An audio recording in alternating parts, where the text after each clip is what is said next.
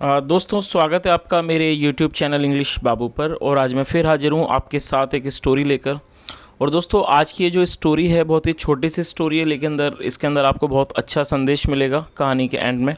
और मैं करने वाला हूँ इसे हिंदी में ट्रांसलेट। और दोस्तों ट्रांसलेशन के अलावा यहाँ पर मैं आपको हर वर्ड की मीनिंग बताऊँगा और अलग अलग वर्ड के बारे में आपको बताऊंगा कि वो एडजेक्टिव है, नाउन है, वर्ब है। उसके अलावा जो इसका ग्रामर का स्ट्रक्चर है हम उसे भी डिस्कस करेंगे।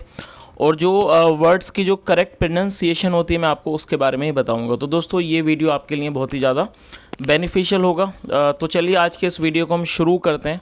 और सबसे पहले कहानी का टाइटल देखते हैं।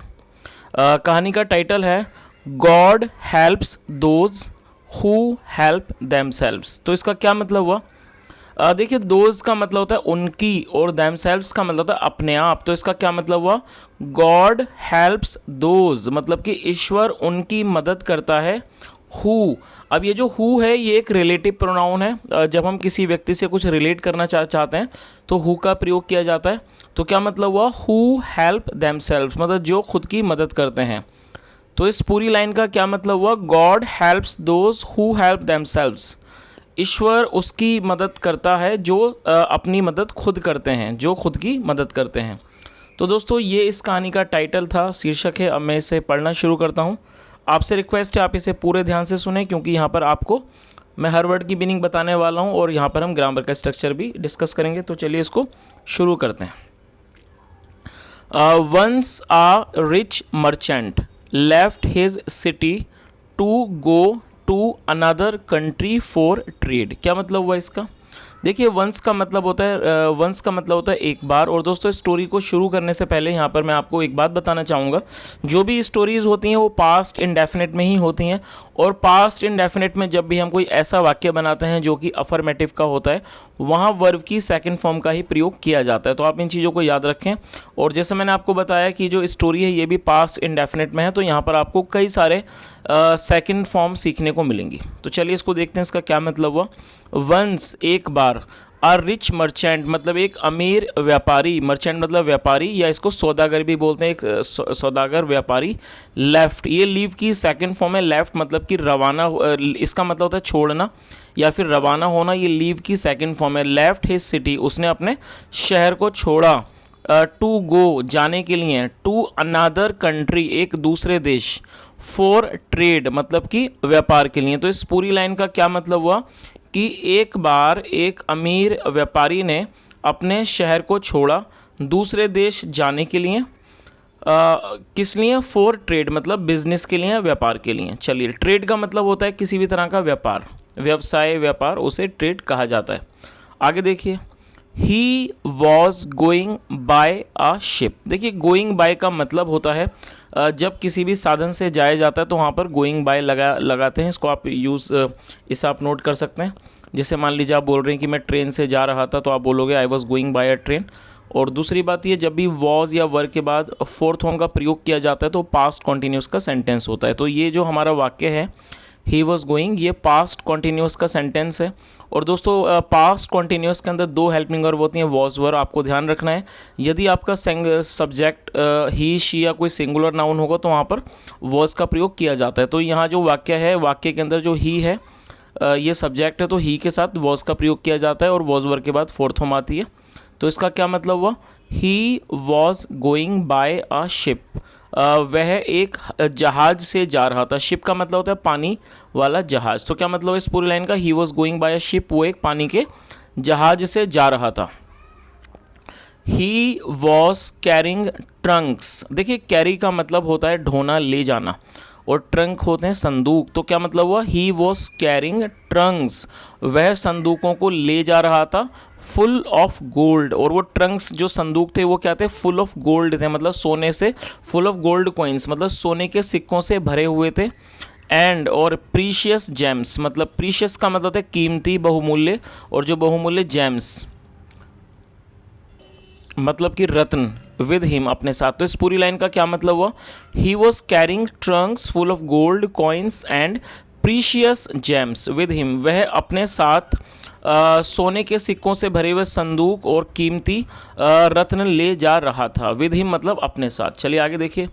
और दोस्तों इसकी जो प्रोनाउंसिएशन है, बहुत से लोग इसे प्रीशियस पढ़ते हैं, लेकिन ये है प्रीशियस, तो आप इसे बिल्कुल ध्यान से पढ़ें, प्रीशियस। चलिए आगे देखिए, on the way, on the way का मतलब रास्ते में, रास्ते पर या रास्ते में। आ स्टॉर्म बिगिन, देखिए ये जो वर्ड है बिगिन, ये बिगिन, ये बिगिन की सेकंड फॉर्म है बिगिन, इसका मतलब होता है शुरू हो जाना, और स्टॉर्म का मतलब होता है तूफान। तो क्या मतलब हुआ, ऑन द वे रास्ते में, आ स्टॉर्म बिगिन मतलब एक तूफान शुरू हो गया। The ship rocked from side to side. देखिए जो वर्ड है रॉक, ये रॉक का मतलब चट्टान होता है, और रॉक एक वर्ब है जिसका मतलब होता है हिलना डुलना, किसी चीज़ का बहुत तेज़ी से हिलना या फिर डोलना। तो यहाँ पर इसका जो इसको वर्ब के रूप में प्रयोग किया गया है। तो इस लाइन का क्या मतलब हुआ, द शिप रॉक्ड, जो शिप है वो डोलने लगा, मतलब डोला, या कह सकते हैं बहुत तेज़ी से हिला। फ्रॉम साइड टू साइड, इधर मतलब कि हर साइड टू साइड मतलब कि इधर उधर से वो हिला, जो जहाज़ था वो बहुत तेज़ी से हिला। आफ्टर सम आवर्स मतलब कि कुछ घंटों के बाद, आवर्स मतलब घंटे, आफ्टर सम आवर्स कुछ घंटों के बाद। द स्टॉर्म स्टॉप्ड, जो तूफान था वो थम गया, स्टॉप मतलब रुक गया, थम गया, द स्टॉर्म स्टॉप्ड, तूफान थम गया। बट लेकिन the ship had a hole, hole मतलब छेद होता है, the ship had a hole in its bottom, और बॉटम का मतलब होता है नीचे की तरफ। तो क्या मतलब हुआ कि जो तूफान था वो रुक गया, लेकिन जो शिप था, जहाज़ था, उसमें एक सुराख हो गया उसके नीचे, इट्स बॉटम मतलब नीचे उसके सुराख हो गया बॉटम में। बॉटम का मतलब होता है नीचे, नीचे की तरफ। चलिए आगे देखिए, नाउ अब, the water started entering the ship.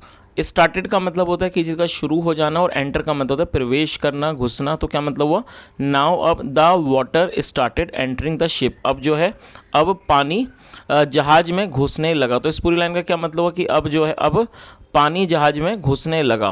Started entering मतलब घुसने लगा, पानी जहाज में घुसने लगा। सम गॉट ऑफ, ये देखिए आप इस वर्ड को नोट कर सकते हैं, ये गेट ऑफ की सेकंड फॉर्म है, क्योंकि पास्ट इंडेफिनिट का वाक्य है, इसका मतलब होता है उतरना। तो और ये गेट ऑफ की सेकंड फॉर्म में गॉट ऑफ, तो उतर गए। सम मतलब सम गॉट ऑफ, कुछ उतर गए। ऑफ द ड्राउनिंग शिप मतलब कि कई जो थे वो उतर गए, कहाँ से, ऑफ द ड्राउनिंग शिप, डूबते हुए जहाज में से। सम जम्प्ड, और कुछ ने छलांग लगा दी, इनटू द सी, समुद्र में। टू स्विम अशोर, किनारे की तरफ तैरने के लिए। स्विम मतलब तैरना, और अशोर ये एडजेक्ट, इसका मतलब होता है किनारा। तो इस पूरी लाइन का क्या मतलब हुआ कि some got off the drowning ship, जो कुछ थे वो डूबते हुए जहाज से उतर गए, गॉट ऑफ मतलब उतर गए। सम जम्प्ड, कईयों ने छलांग लगा दी, इनटू द सी, समुद्र में। टू स्विम अशोर, किनारे की तरफ तैरने के लिए। चलिए आगे देखिए, और दोस्तों आप यहाँ पर इस दृश्य को भी देख सकते हैं, जो व्यापारी है और ये जो लोग हैं भाग रहे हैं इससे उतर के। यहाँ पर कुछ लोग जो हैं समुद्र में भी हैं। चलिए आगे देखिए, आगे क्या होता है। द मर्चेंट स्टार्टेड प्रेइंग, अब देखिए ये जो स्टार्टेड है इसका मतलब करने लगा, और प्रे मतलब प्रार्थना। तो क्या मतलब, और ये भी पास्ट इंडेफिनिट का वाक्य है, इसका मतलब क्या हुआ, द मर्चेंट स्टार्टेड प्रेइंग, व्यापारी प्रार्थना करने लगा। O God please save my life, मतलब कि ईश्वर कृपया मेरा जीवन बचाइए, सेव माई लाइफ। तो पूरी लाइन का क्या मतलब हुआ कि जो व्यापारी था वो प्रे करने लगा, वो प्रार्थना करने लगा कि ईश्वर मेरी जान को बचाइए, god please save my life. A man went to the merchant, तो क्या मतलब हुआ, एक आदमी। और ये दोस्तों ये जो वेंट है आप इसको नोट कर लीजिए, ये गो की सेकंड फॉर्म है, WENT, इसको वेंट पढ़ते हैं, इसका मतलब होता है जाना। और जो इसकी फर्स्ट फॉर्म है वो है go went gone, gone third form है, फिलहाल ये सेकंड फॉर्म है, पास्ट इंडेफिनिट का वाक्य है। तो क्या मतलब हुआ, a man went to the merchant, एक आदमी व्यापारी के पास गया। एंड सैड, और कहा, try to jump and swim ashore, try मतलब कोशिश करना, जंप मतलब कूदना, मतलब कूदने की कोशिश करो, ट्राई टू जंप कूदने की कोशिश करो, एंड स्विम अशोर, और किनारे की तरफ तैरो, किनारे के लिए। अशोर मतलब किनारा, एंड स्विम और तैरो, स्विम मतलब तैरना, तैरो कहाँ के लिए, किनारे के लिए। गॉड हेल्प्स दोज, ईश्वर उनकी मदद करते हैं, हु हेल्प देमसेल्व्स, जो अपनी मदद खुद करते हैं। तो देखिए कितनी अच्छी लाइन है, बहुत अच्छी लाइन है, इससे हमें काफ़ी कुछ सीखने को मिलता है। God helps those who help themselves, मतलब ईश्वर उनकी मदद करते हैं जो खुद की मदद करते हैं। बट लेकिन the merchant did not listen. देखिए अब यहाँ पर मैं आपको एक बात बताता हूँ, जैसे मैंने आपको बताया पास्ट इंडेफिनिट के अंदर ये स्टोरी है, और पास्ट इंडेफिनिट में सेकंड फॉर्म का प्रयोग किया जाता है अफर्मेटिव में, लेकिन यदि वो वाक्य नेगेटिव हो या इंट्रोगेटिव हो तो सेकंड फॉर्म नहीं लगाई जाती है। पॉजिटिव मतलब अफर्मेटिव के अलावा जो भी वाक्य हो, नेगेटिव इंट्रोगेटिव, इंट्रोगेटिव नेगेटिव, उसके अंदर हमेशा फर्स्ट फॉर्म का ही प्रयोग किया जाता है। तो ये जो अगला वाक्य आप देखेंगे ये नेगेटिव है, और नेगेटिव के अंदर डिड नॉट के बाद फर्स्ट फॉर्म लगाई जाती है। तो क्या मतलब हुआ, बट लेकिन the merchant did not listen, लेकिन व्यापारी ने नहीं सुना। डिड लिसन मतलब सुनना, डिड नॉट लिसन उसे नहीं सुना। ही स्टेड, ये स्टे का मतलब होता है ठहरना, ठहरना कहीं रुकना, और ये सेकंड फॉर्म है he stayed on the ship, वो जहाज पे ठहरा। सून मतलब कि जल्दी ही, जल्दी, सून मतलब जल्दी ही। द शिप ड्राउंड, ड्राउंड का मतलब होता है डूब जाना, जो शिप था जहाज था ड्राउंड वो डूब गया। एंड और मर्चेंट डाइड, और जो मर्चेंट था व्यापारी था उसकी मृत्यु हो गई।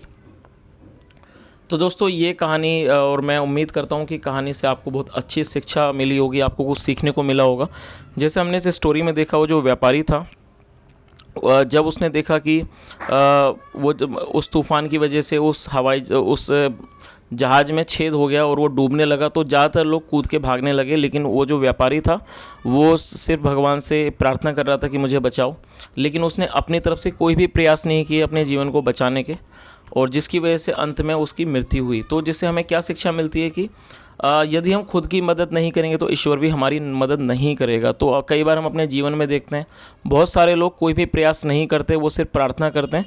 तो प्रार्थना करना बहुत अच्छी बात है, लेकिन हमें अपने प्रयास भी करना ज़रूरी है। यदि हम अपने प्रयास नहीं करेंगे तो जो हम हासिल करना चाहते हैं वो भी हम नहीं कर पाएंगे। तो अपने प्रयास, जैसा इस हमने देखा इस स्टोरी के अंदर कि ईश्वर भी उन्हीं की मदद करते हैं जो अपनी मदद खुद करता है। तो मैं उम्मीद करता हूं दोस्तों आज का वीडियो आपको अच्छा लगा होगा, कहानी का जो संदेश है आपको बहुत अच्छा लगा होगा। यदि आपको मेरा प्रयास अच्छा लगा हो तो मेरा आपसे रिक्वेस्ट है वीडियो को लाइक करें, शेयर करें, चैनल को ज़रूर सब्सक्राइब करें, और कमेंट करके बताएं यदि आपका कोई भी सुझाव हो, और मुझे कमेंट करके ज़रूर बताएं कि आपको स्टोरी कैसे लगी। सुनने के लिए thank you so much. Have a nice day and bye.